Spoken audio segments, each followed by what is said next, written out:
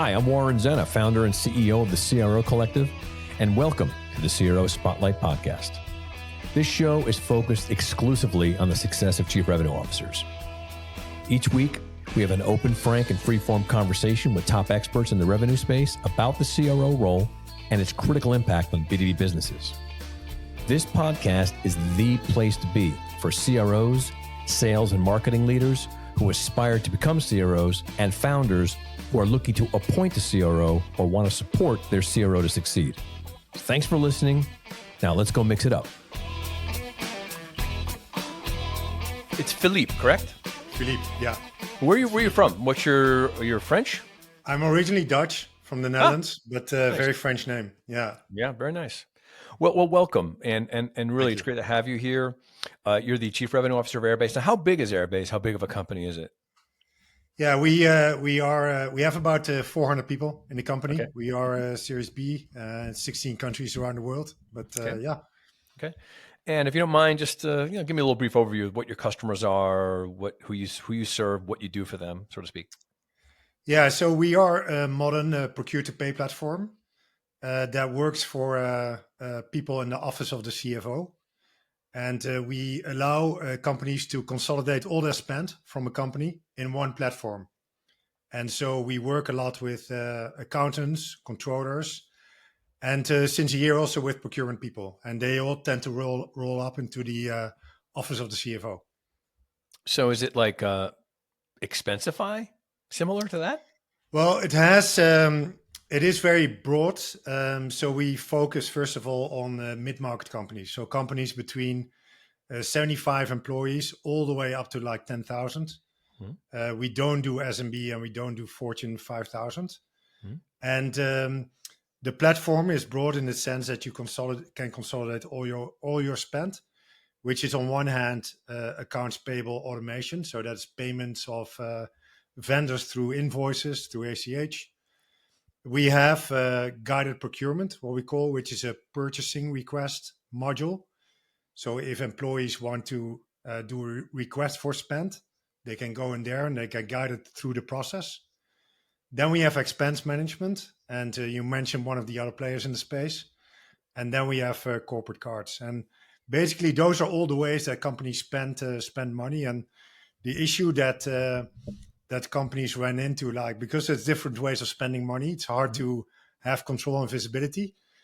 And that problem gets bigger when companies get bigger because they get more employees, they go into more countries, they get more vendors, they have more currencies, there are more tax implications. So finance becomes exponentially harder when you grow. And we help these teams manage that complexity so they can focus on being strategic. Understood. Great. Yeah. Great. And how long have you been the Chief Revenue Officer at that company? How long have you been with the company? I've been a bit more than 2 years, and I joined as the Chief Revenue Officer. Yes, so you came aboard as a CRO. Interesting. Yeah. Let's talk about this. Yeah. I'm really fascinated by this. So when they hired you as a CRO, the first question I have for you is, how did they, and I guess you, define that role at your company? Yeah, I'm basically responsible for all the go-to-market teams. And so I think the role of a CRO is typical to align the different go-to-market teams. So that goes from marketing to sales, solutions consulting, and then onboarding, and then customer success and renewals. It's ultimately what the CRO does is the full life cycle of a customer. So that is really critical. I think there's two other things that are important for CROs. One is, in a way, you represent with your team the voice of the customer back into the company. And that manifests itself not only in support, but how you work closely with product and with engineering. And then finally, I think as a CRO, a difference with a VP sales is that you're also really part of the company leadership. So you're ultimately responsible for the strategy of the company, but also the growth of the company. So yeah, there's the CEO, but from a go-to-market point of view, the buck stops with you. Well, bravo to you, sir, and your company for doing it right, because I don't hear this often. So you just basically described the job perfectly, and that's really great to hear a company is utilizing the role properly. So that leads me to the next series of questions. So were you the first CRO of the company? Yeah, I was the first formal CRO. Yeah. Okay. So what do you think it was? I mean, if you don't mind your understanding of the culture that you're in, why you think it was that your company at the stage they were in recognized that they needed a leader like that? Yeah, so they went through the to the next phase of growth. That is number one. So they just got bigger, and as a result, complexity got higher. Mhm. The company also wanted to move more upmarket, so really into mid market and early enterprise. So there were some changes in motions that we wanted to do, and we wanted to make sure that all functions were really super aligned. And um, before I joined, there was a sense like, okay, there is some alignment, but there's still some siloed thinking between the functions, and how can we bridge that? So, for example, how do you have seamless cooperation between marketing and sales, but equally between sales and onboarding once the deal is closed, and so on and so forth? Well, look, I obviously I am completely aligned with you on the reasoning. I guess and it's great. I appreciate that answer because it's great. They're correct. They did recognize the problems, but the reason I have a business is because most companies don't. They Yeah, recognize problems. I mean, yeah, they do see complexities. They say, "Oh, wow, we got too big for X, Y, or Z," or "Our company's changing and we need to rethink the way we're doing things, et cetera."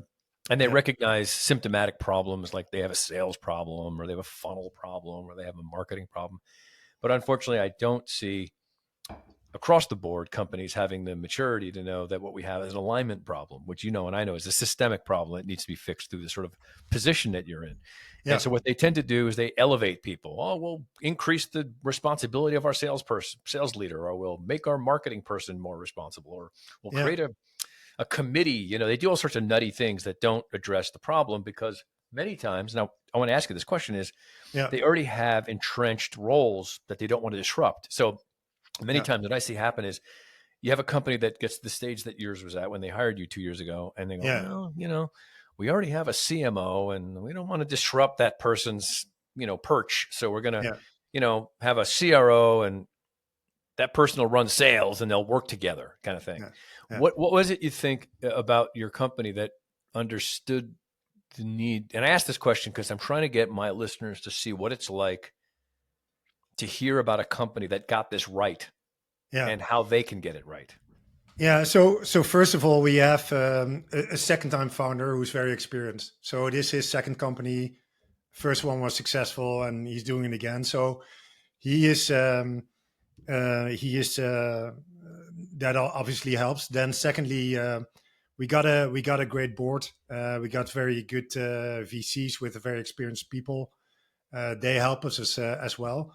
But then I think they saw that. Alignment between sales and marketing was not perfect, and there were opportunities to optimize there. They also felt that okay, we can do more in the expansion cycle and the renewal cycle. The renewal numbers were okay, but there was still opportunity to get better. They also wanted to keep innovating on the portfolio. So Airbase is innovating very fast. They have high product velocity. But then, if you keep releasing new product, how do you then leverage that to your base? So how do you then drive that expansion motion? So those were some of the questions that I had and that they had, and yeah, those they wanted to address. And look, the way I've always had the sense from early on in my career that the big levers in companies are often cross-functional.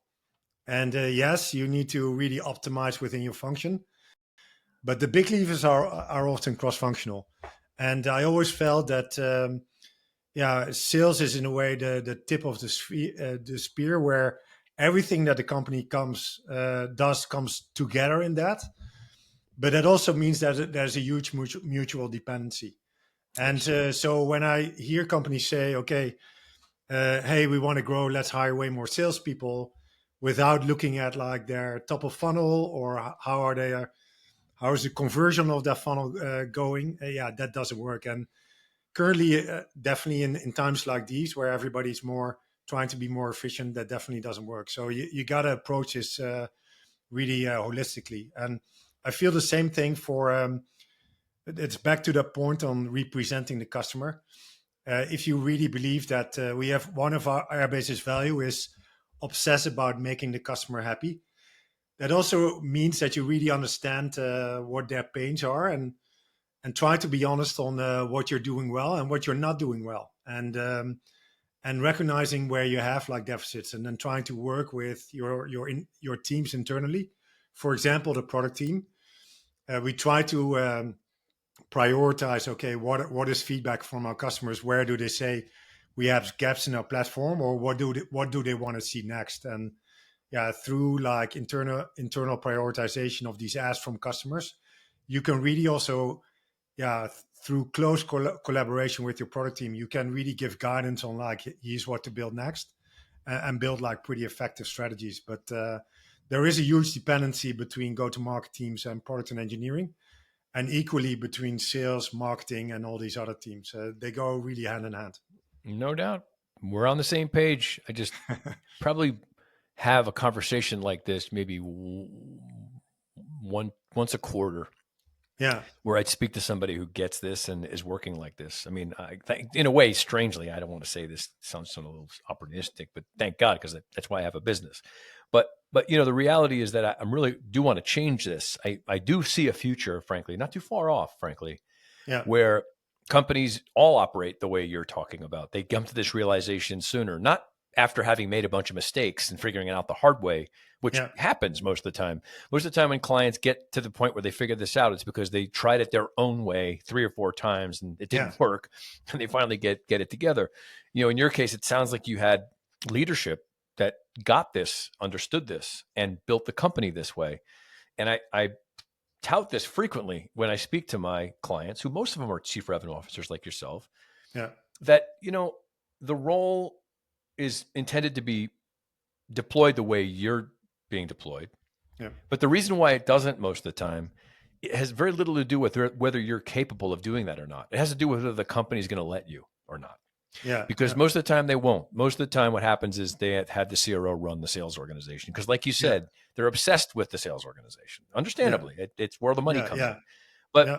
it's just one part of the equation. And so I guess I would ask you, this question, which is, given the fact that your company seems to be really well organized and strategically structured, how did you get into this? Like, when you got this role, why did they choose Philippe to do this job as opposed to the other people that they could have chose? Yeah. So I guess I was lucky early in my career, but I always had this mindset. One of my values is always learning. My parents were both in education, so I grew up and learned that with the fact that learning is very important. So I always have taken opportunities to learn and develop. And I started my career. My background is in engineering. Then I even worked in manufacturing. Then did my MBA. But then I joined Dell a long time ago, and I was lucky enough to do a bunch of different roles. I did, for example, my first role there was FP&A, and FP&A, financial planning and analysis, gives you a great understanding of like how companies operate, how they look at financial plans. And I tell you, this is a skill that I use as a CRO every day, because ultimately you need to translate your financial plan into like a commercial plan. You need to understand like how your reps are ramping, about capacity, attrition, all of these things. So that's one thing. Then in Dell, they actually moved me later on to like a marketing role, and which was one of the harder transitions. And I Why really did they had do to. that, you think? Why did they do that? They had a Why need, and marketing? they had a need in marketing. They thought I could do it, and later in my career, actually, I went to sales and then back to marketing. And the reason that they moved me later to I led marketing for large enterprise for Europe. I had 125 marketeers. The reason that they took me for that role, because actually I had a sales background. So they were looking to bring sales and marketing really close together. And I had been doing these sales roles, I had been doing these marketing roles, and that's what they were looking for. So anyway, when I joined later on, I joined a big telco named Vodafone. I led large teams of over 1,000 people, but there I had the one reason why I joined this company is because it allowed me to do these broader roles. And this conducting role of having these different parts of the orchestra play together in harmony, yeah, it's just really a lot of fun, and it's something that I really enjoy. And that was clearly the fact that I had done it before, a reason for Airbase to also lean into it. Now, Got I it. will say that the learning always continues. Sure. Back when I was at Dropbox a few years ago, it was the first time that I was really became responsible for customer success. And at the time, this was around 2017, 2018 timeframe. There was customer success was still relatively new.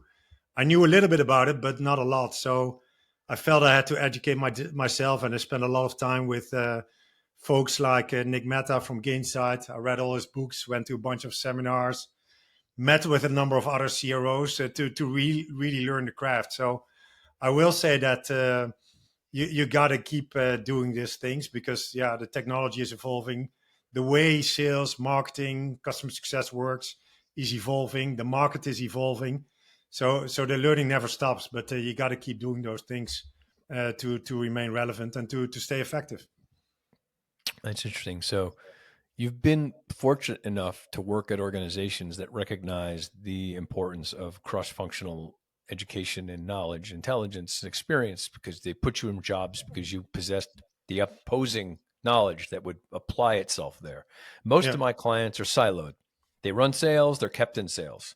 They yeah, keep on going after sales jobs. They yeah, don't sort of expand their horizons very much, and they yeah, stick to their strengths, so to speak, right? So, yeah.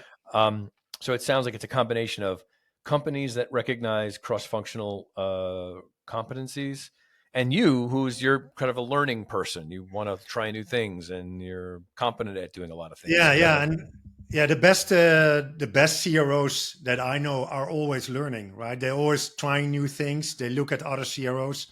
I sometimes go to these meetups organized by VC and so on with CROs, and yeah, you learn from great players. The other day there was a session with the CEO of Zscaler. Now we went there, and yeah, there are really strong leaders that you can learn from, and I see these careers as like having like a backpack. And the way you have a career is you put like these experience in your backpack, and it doesn't need to be a straight line, but from every role you learn new things. You make mistakes, you learn from those, and you try to get better. And look, I listen to podcasts every week. I still read sales books every week. The other day we were working with my marketing team on like again, in the light of efficiency. Okay, what are other ways we can build brand, other ways we can create pipeline? And one of the things that we wanted to lean into was SEO.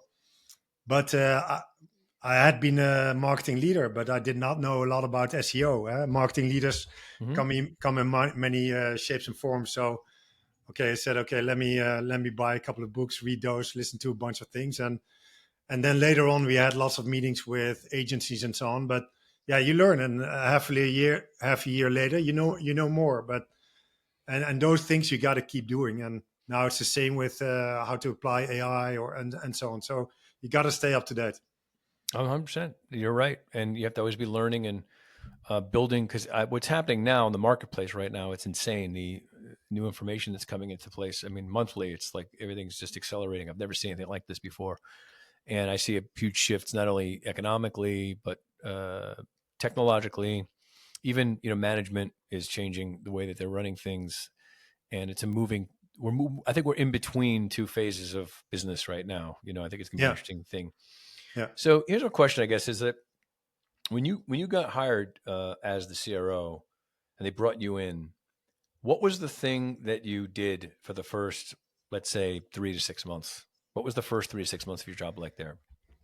Yeah. So um, the first thing is there are internal and external stakeholders. Let's start with the external ones. The first ones are your customers, and then there's partners in the board. But let's start with your customers. Now, it's important that you really understand the customers that you're selling into. What are the personas? So in our case, the accountant, the controller, the procurement person. And I know what an accountant does, but to really understand day to day what makes their life hard, what are they running into? And I'll give you an example. A few weeks ago, I was chatting to a customer, and this is one of the things I learned. Customers tend to have to pay and process thousands of invoices per month.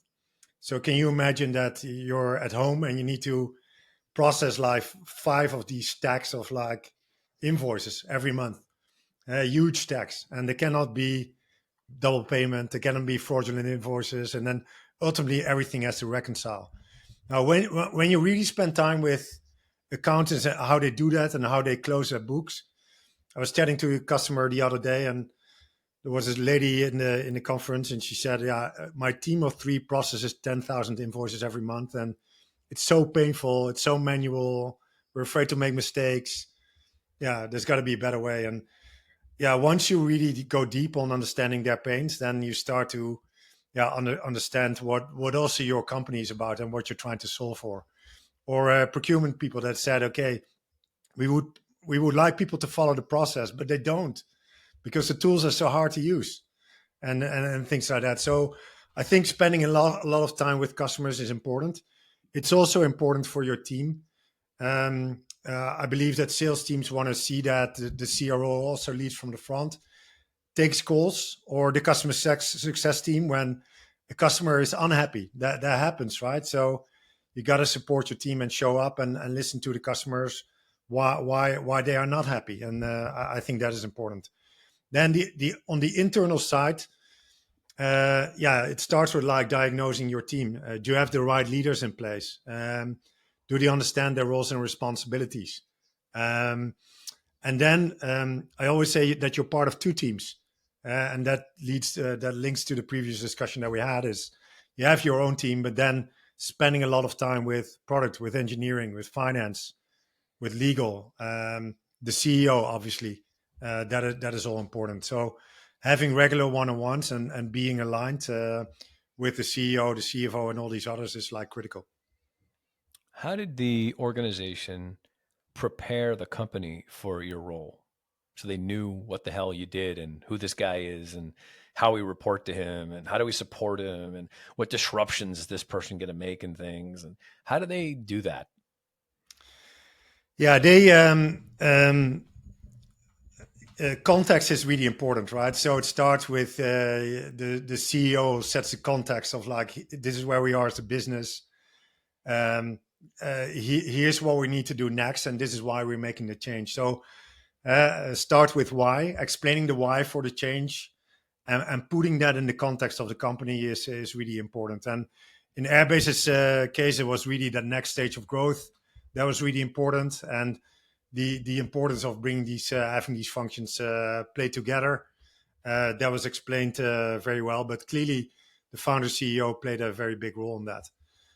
Then the other thing is that I think it's important that in the first back to 30, 60, 90 days is that you listen a lot and don't try to make very big decisions early on, because you just don't know exactly what's going on. So you think you know, but you don't, and your opinion might change over time. And I usually try to come in with a few like hypotheses based on the interviews that you've had, and think, okay, there might be opportunities or issues in the next 3 or 4 areas.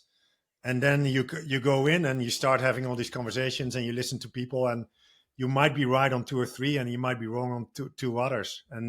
But at the end of the 60 days, you sort of know like, okay, this is where the key things are that I need to work on. And then you start building a plan together. And when we use OKRs a lot, so objectives and key results, to keep the company on track on a quarterly basis, and also to communicate to the company what are the most important things. And you build those together with your team.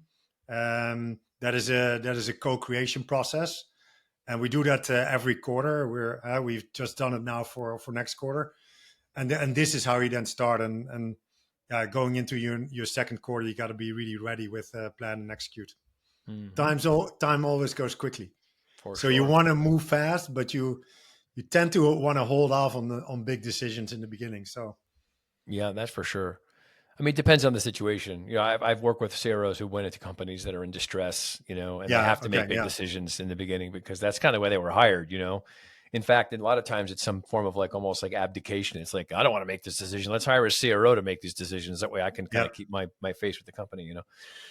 Seems like you were brought in at a more, I'd say, paced time when the company recognized that they were ready for this and they had it all set up. yeah, So yeah, yeah, because the experience I've had is, when you bring on somebody whom has such high and wide remit, right? They oversee all these different things. Now, all of a sudden, you're responsible for multiple components of the business.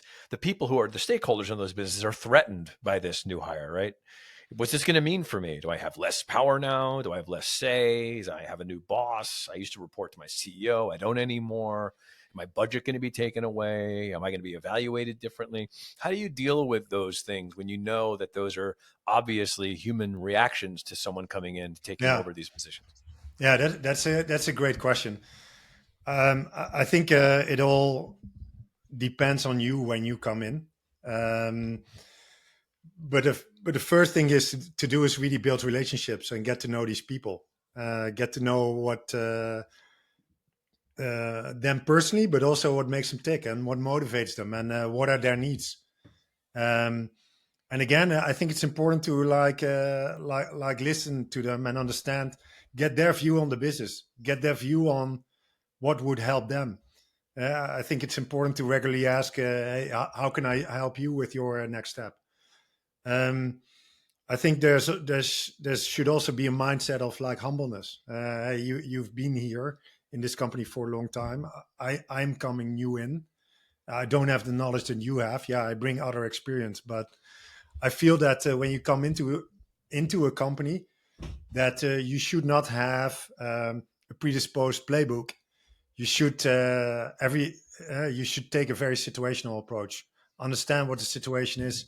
Understand what the stage of the company is and the customer stage of the team, and then formulate your plan on that. And not like, don't take a cookie cutter approach. So, and again, that plan you build together with your team through the relationships that you build. So, relationships first. Get to know people, listen to them, and then start formulating a plan together.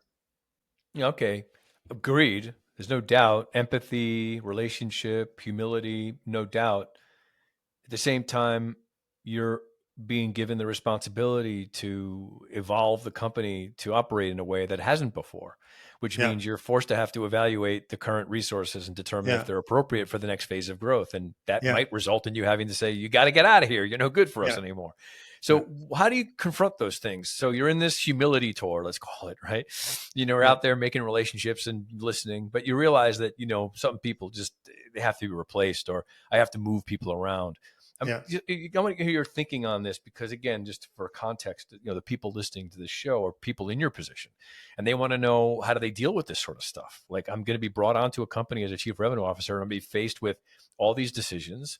Whether I do them in a humble way or I do them in a nice way, yeah, I still have to do them. And so, yeah. what's the sort of your thoughts on the right approaches to, and maybe even more personal examples of things you had to do in your situation that may have been not popular, but you needed to do them? Yeah, yeah, yeah. There are always things that are not working, right? That is the Of case, course. and you got to Yeah. assess your team on like, do you think that you have the right players on board? And yeah, there have been situations in the past, and I won't name names, but there Of was course. a situation where there was a customer success leader. This is not an airbase, but a previous company that did not work out. And how do you know? First of all, um, people know in the organization, and people, when you go deeper in the organization, people will tell you. So you start to like pick up on things. Then, um, in this case, this person was like not very data oriented. So when you think about like how is a leader diagnosing their situation, and how are they diagnosing where the problems are, Mhm. then you want to see sort of like a data driven approach. And when that is not there, when there's not a clear diagnosis, when it's not data driven, highly anecdotal, yeah, that is usually a red flag for me. And then you gotta pretty early on also like give clear feedback on what the expectations are and what your goals are. And if someone then doesn't make it, then you gotta have these candid discussions with them. And I think it's then important to be candid and try to help the person get to a better place. In this case, I gave feedback on what needed to be done on the team of that person, how that person should interact with others. I recommended weekly peer-to-peer meetings to be. There was also an alignment issue with peers. If you don't see that follow up on that, then you need to have like kind of discussions and be clear on that. And at one point, you got to make a decision as well. That is part of it. When I say you got to listen a lot in the beginning, after that, there's also time where you have to be very decisive. You got to act. You got to be decisive. No question. Yeah. I think. And I believe that, when you have set your strategy, then strategy is also about resource allocation. And that means that sometimes most companies don't have like unlimited resource. So you sometimes have to cut or take like open roles away or even existing roles away and reallocate that to other parts. So I've seen situations where the ratio of solution consultants to AEs was too low. Okay, how do you then find that headcount? And I think those are questions that CROs also often get. Like, okay, where are you going to focus and where are you going to free up resource to reallocate it to other parts of the business? I think that's an important question as well. But then you got to be decisive. Yes. So you mentioned data-driven decisions and substantiating reasoning and providing evidence for making decisions. I agree. I think it's a combination, of course, between data and gut. I mean, some good leaders have a good sense of things, right? Yeah. But when you first came into your company, you mentioned that the reason you were brought in was because your CEO recognized that there was some, split or a misalignment between things, which I think is inevitable reality, that you get to a point where you need to fix that. How did you, what tools and resources did you use? And if you don't mind, what sort of process you use to create alignment? Like, how did you make an assessment and how long did it take? And what process did you use to do that? Yeah. Okay, great.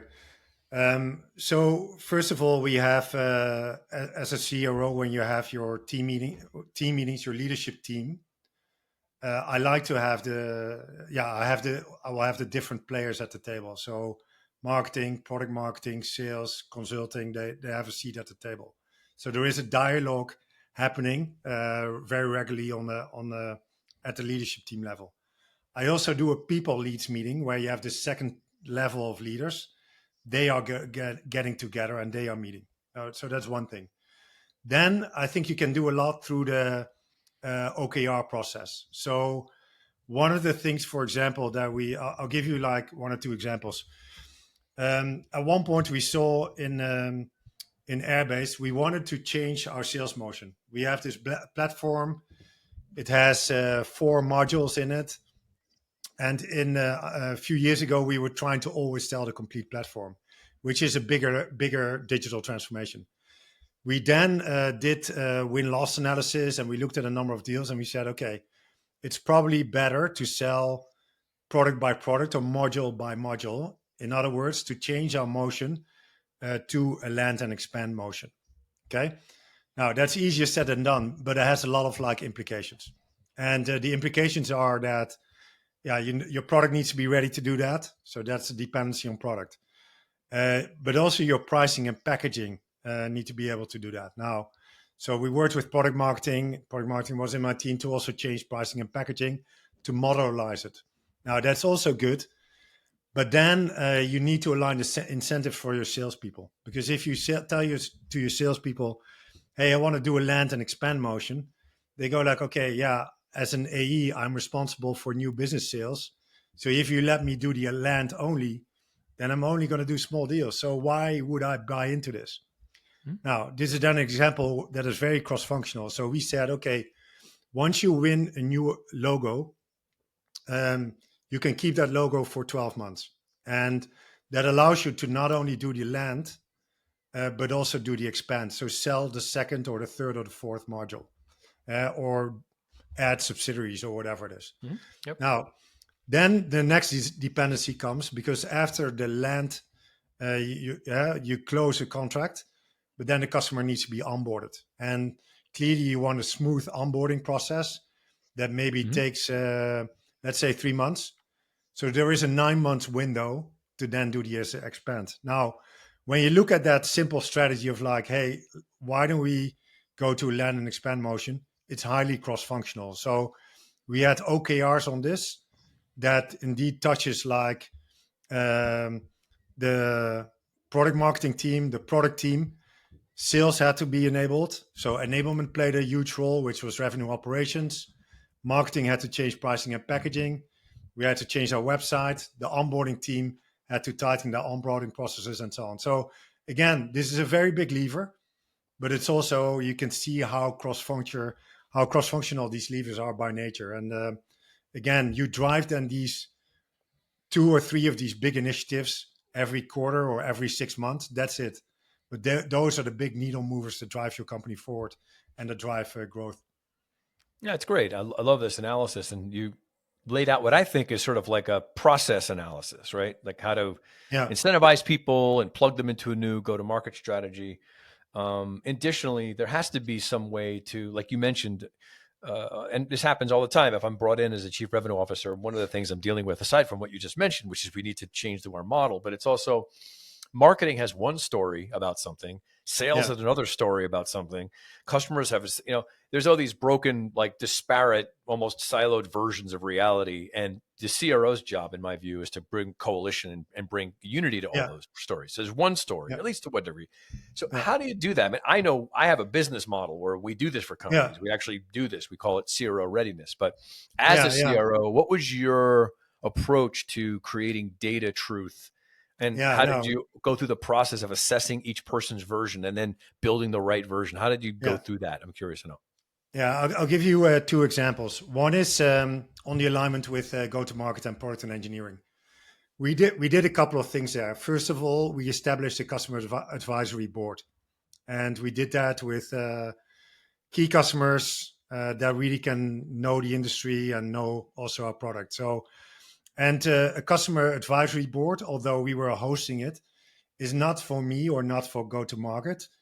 It's really I see that as an opportunity for product and engineering to test their hypothesis on the product strategy and to even get direct feedback on the product experience. So that's one thing. We also have what we call like a product council next to like a pricing council. But a product council has like handpicked customer facing people. So a combination of solution consultants, AEs, customer success managers, product marketeers, and product. And their job is to give like customer insights back to the company, but also to stack rank them. Because it's easy to say like, hey, we want 1,000 things from product.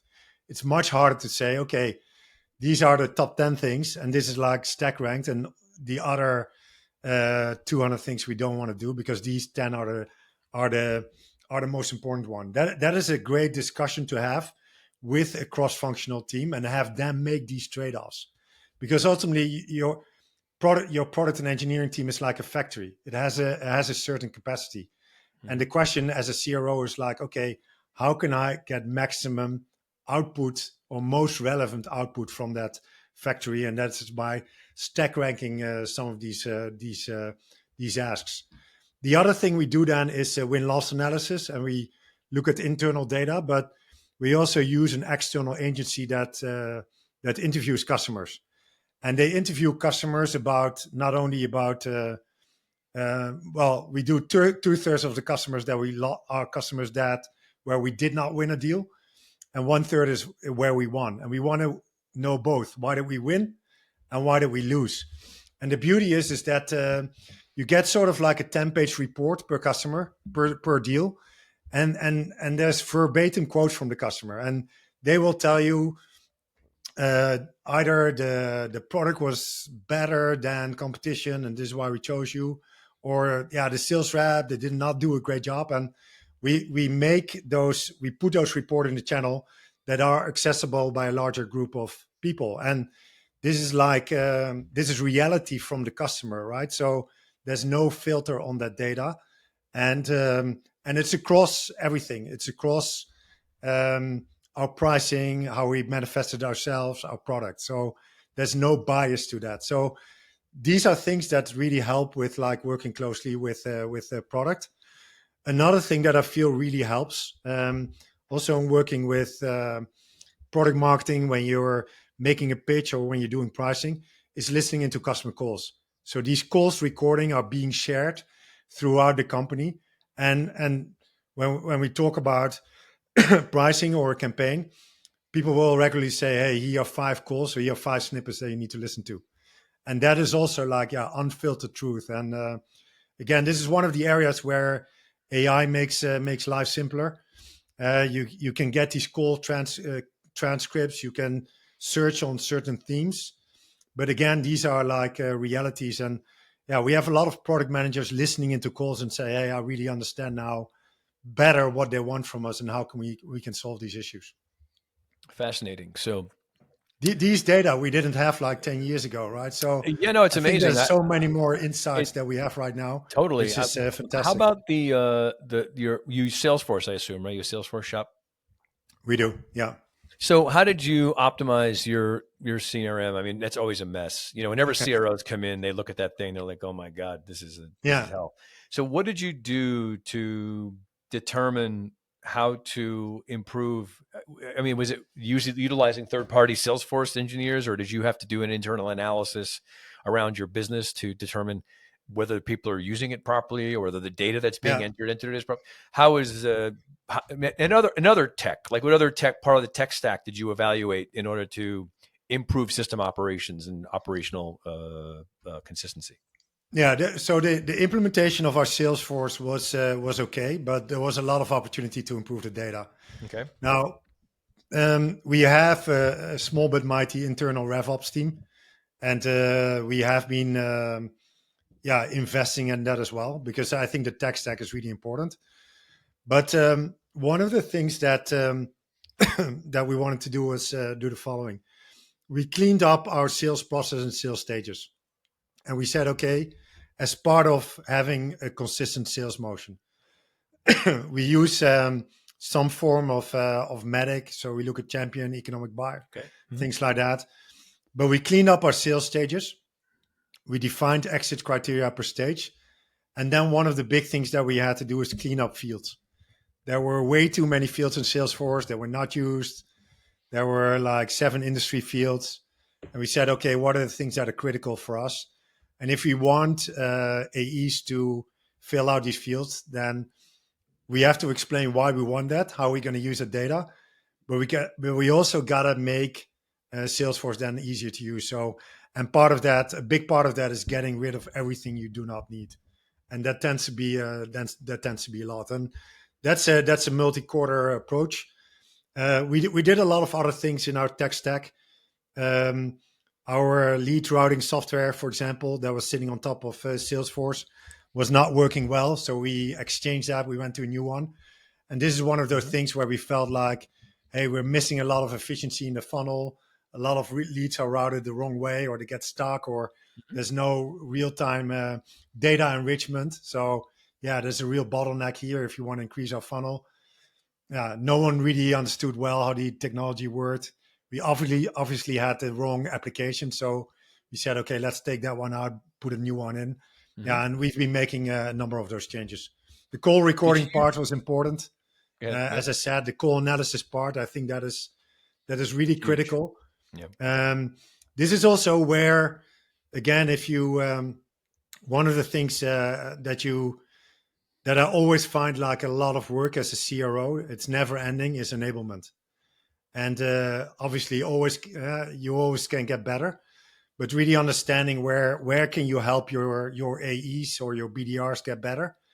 And as part of like, as I said, we have a broad platform with multiple products.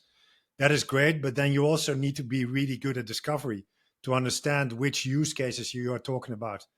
So we overhauled our discovery training, and we really doubled down. We even had a KR on that for a quarter, And we said, okay, let's first do a baseline how every rep is doing discovery. Then we said, okay, this is what we want the standard to be. And now we're going to train everybody. And then they had to do certification with enablement. Then they had to do certifications with their managers.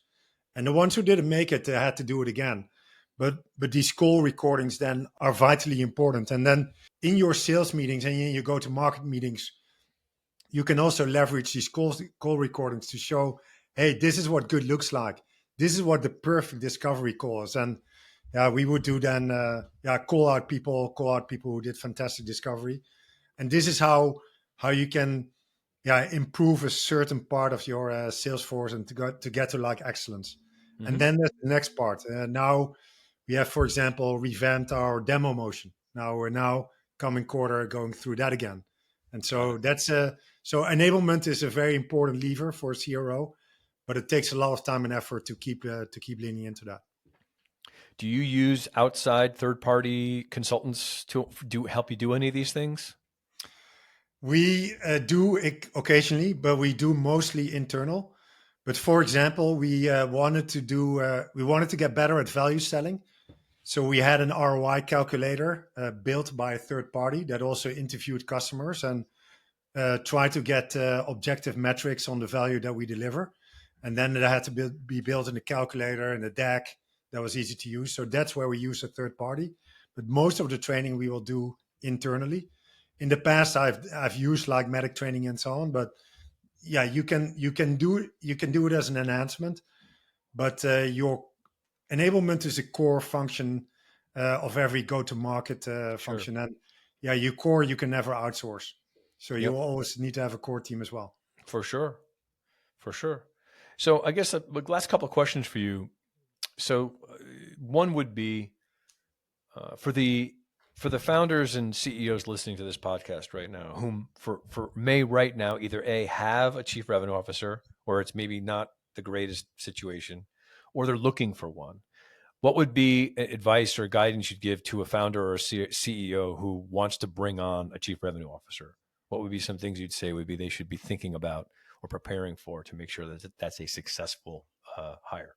Yeah. So the first thing I would say is they need to assess the situation their company is in and what they want from this person. That is number one. There will be companies where the collaboration between marketing and sales is great, and so on. So there the setup might be different. So it depends on the situation. Number two, my view is that the collaboration of a CRO with product and engineering is absolutely critical. With finance is critical.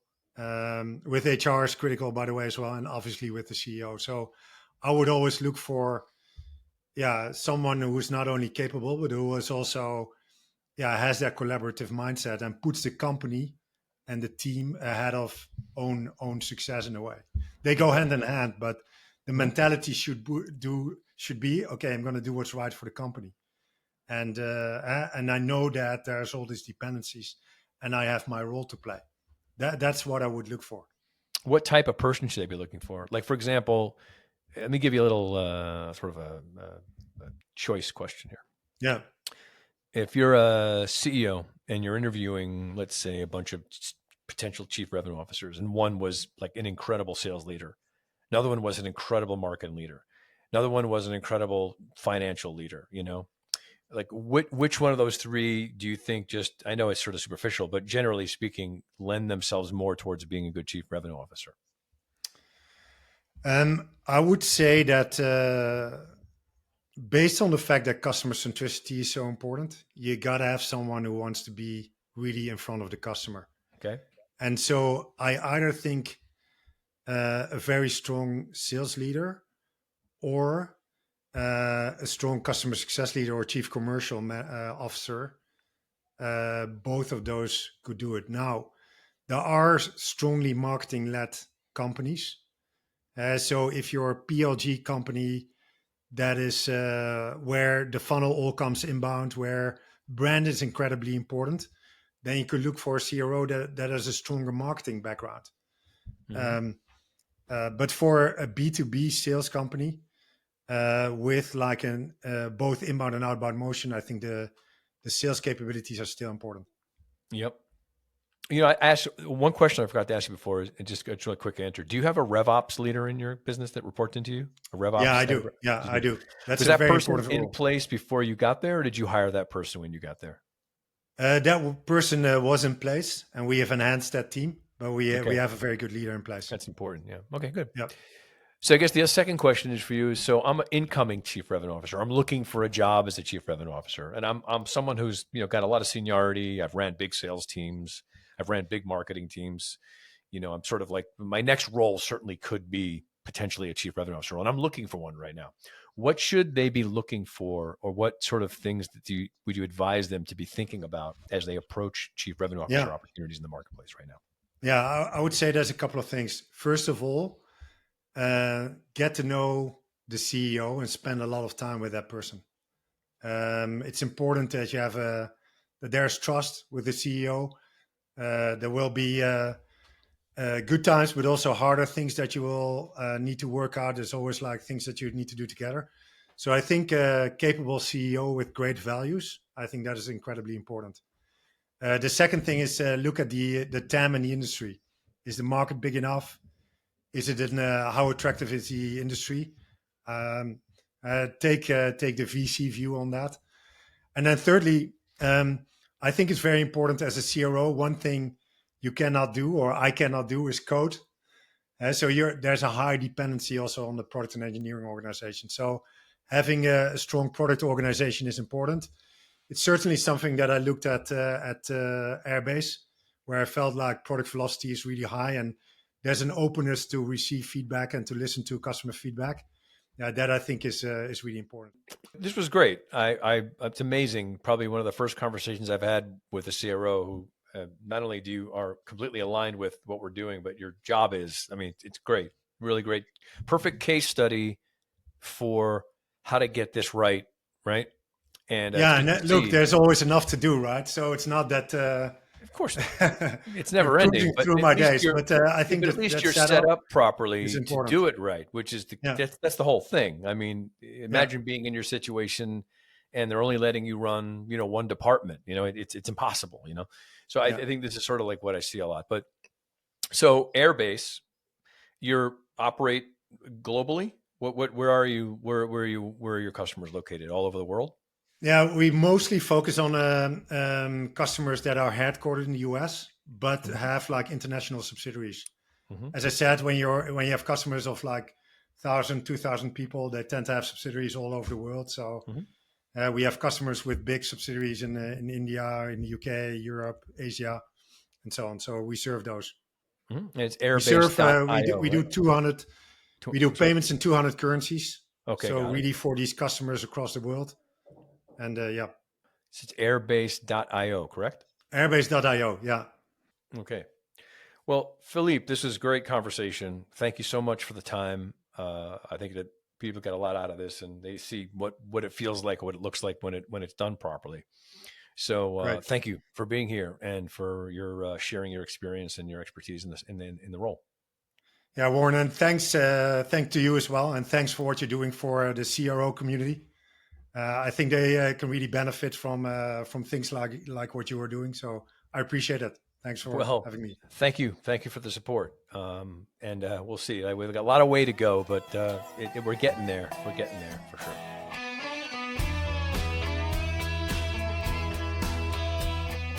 Thank you for listening to the CRO Spotlight Podcast. The CRO Collective's mission is to help CROs succeed and help founders and CEOs build CRO-ready organizations. You can find out more information about our services at thecrocollective.com. That's thecrocollective.com. And we look forward to having you join us next time.